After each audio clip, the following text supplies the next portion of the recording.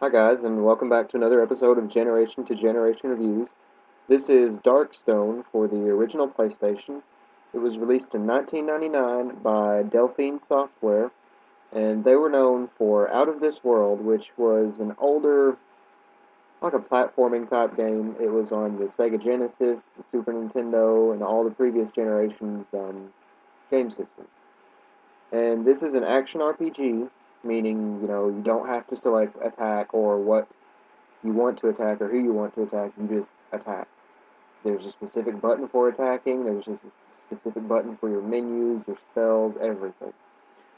And it's really a Diablo clone because it has the class system where, you have your certain characters who are best with a certain type of weapon or a certain play style.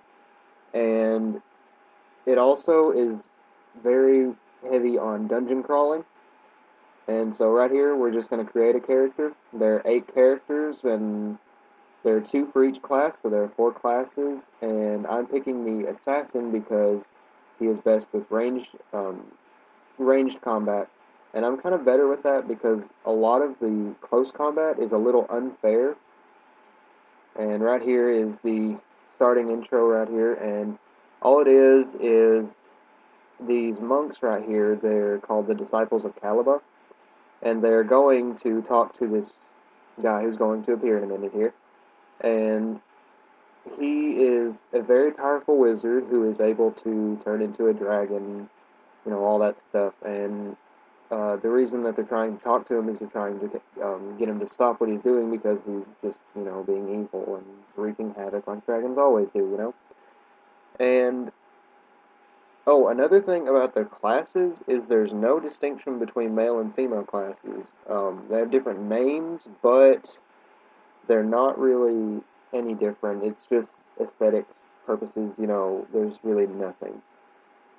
Um, okay, so all this intro aside, your basic quest is to go and stop this dragon. Drac is his name. And you have to do this by collecting 7 crystals and putting them together to make the time orb. And you have to put them together and make the time orb because the time orb stops time, of course. And you have to stop time so that he can't revive himself or heal himself or whatever, because that's what he does. And right here, this is the town, and this is the menu system here. It's an okay menu system. It's kind of clunky, and the camera controls for this aren't the greatest, but it really has some potential. That character I just spoke with, that was the blacksmith. Yeah, that was the blacksmith, and you can just purchase weapons, whatever, from him. He can repair your weapons, and all throughout the town there are all these little merchants that do specific things for you. You have Irma; she releases curses from your weapons and things like that. Then you have a guy who sells food, and a guy who teaches you magic and skills, and then there's another guy who sells you potions and spell books and all that. Now this game is comprised of 8 worlds, and in each world there are 5 levels. So you have 40 levels, and each world has its own specific quest. And so far, what I've found is that each different character has a different quest line, but at the same time, it also randomizes that too. So what that basically means is that you can start a playthrough as an assassin, save it, start another playthrough as an assassin, and there's a chance that it could be a different quest completely. So you could have all completely different quests throughout the whole entire game. And another thing is the world is procedurally generated, meaning that it's randomly generated along with the quest. So whatever quest you have, that's what the world is going to be laid out like. And this can really change a lot if you do have a different quest line. And right here you see the combat. The combat is pretty basic. I mean, the enemies come towards you and you just hold down X and he'll attack. And leveling up on here is pretty interesting because you level up your main skills that are to the left there, and then up at the top you have your other skills like defense and dexterity and accuracy and all other things like that. And the cool thing is, I don't know if you noticed or not, but in the top left corner of the inventory, there is a age meter, and the older you get, you actually become less agile and less adequate to do these things. You lose strength and all of that. And another thing, I I really enjoy this game. It was the first role playing game I played. I played it when I was about, I don't know, 6 maybe, and it just always kind of amazed me. And the thing about this game, I guess I'm a little bit partial to this game just because of that, but at the same time, it is a legitimately good game, and I would recommend it to anyone, who's into any sort of action RPG or anything like that. Okay, so that's most of the good, and some of the bad is that the voice acting is pretty awful.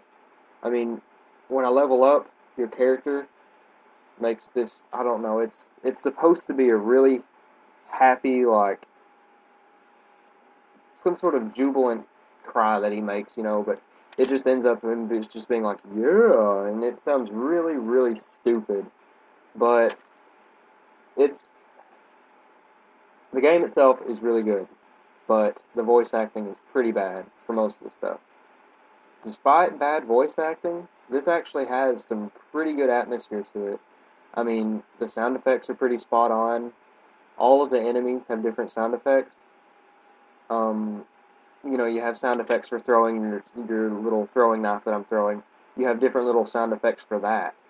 And I think that was kind of cool at the time because I know a lot of games did that at the time, but this one for me, it really added a huge sense of atmosphere to it. And the music, the background music, is great. It's very fitting for the time period it's supposed to be in. It's supposed to be, a medieval type game. It fits the time period, and it also just fits the mood because, out here in this world of Ardil, whatever I'm at, you have this kind of mysterious, mysterious orchestral piece, and it's really nice. And I would like to show that to you in some other videos that I make of this, if you would like that. If you guys would enjoy these videos, I will make more.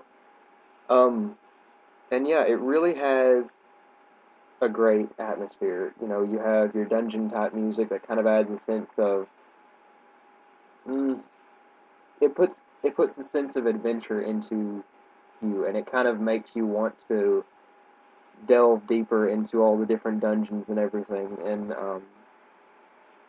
another thing, as you probably noticed, I've leveled up about 4 times now, and it's really easy to level up early on, but in the later stages of the game, it gets pretty difficult to level up just because you have to get so much experience from your enemies, and the enemies really do get very hard towards the end, and you can't just go on straight through, go to each world, just keep going through worlds. That's what I did when I was younger, and I learned the hard way that you can't do that, just because the enemies that you start off with all these little giant wasps and goblins and everything, but towards the later levels, you're fighting vampires, warlocks, trolls, orcs, amazons, spiders, lizard men.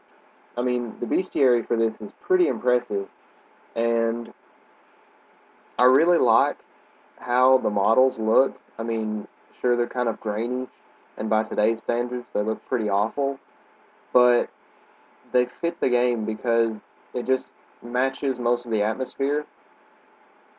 So yeah, that's what I like about, the monsters and everything. Um,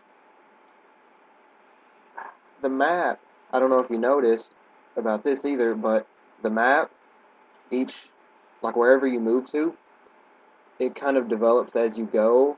And a couple videos I've seen on YouTube always say that the map messes up and that when you move past, like look right here. You see the black in the bottom where it just went by? That black, it becomes filled up and you can see where you're going. It's basically like every other map in an RPG type thing, it gets filled in as you go along. And a bunch of people have been saying that it doesn't and that it just disappears again when you move by, but that's really not true. Um, it's actually, the map is pretty okay. It's just kind of weird because they did pick the select button for the map, and if you're used to playing modern games, it's pretty easy to get into the map. but hitting select is kind of a weird way to get into the map. So yeah, um, oh, the weapons of this game are really, really varied. I mean, you have shurikens, swords, halberds, scythes, all kinds of things, and it's really impressive. Um, there are also a wide variety of spells, skills, and enchantments, and those are really cool. The enchantments on your weapons can be anything from increasing your chance to hit something to increasing the maximum amount of damage it's going to do. And so, yeah, I really like that. That's a really cool thing about it. Oh, one of the craziest spells on here is you have Mutation, and it's a spell that lets you cast it on people, and if it succeeds, it turns them into a chicken. So yeah, but yeah, this has been Darkstone, and yeah, this is a pretty great game. And this right here is just a playthrough of the first world. If you want to see any more of this, just leave a comment and let me know, and I'll get back to it. And do maybe a full playthrough. But yeah, I would recommend this to anybody. And thanks for watching, guys. Just comment, subscribe, whatever.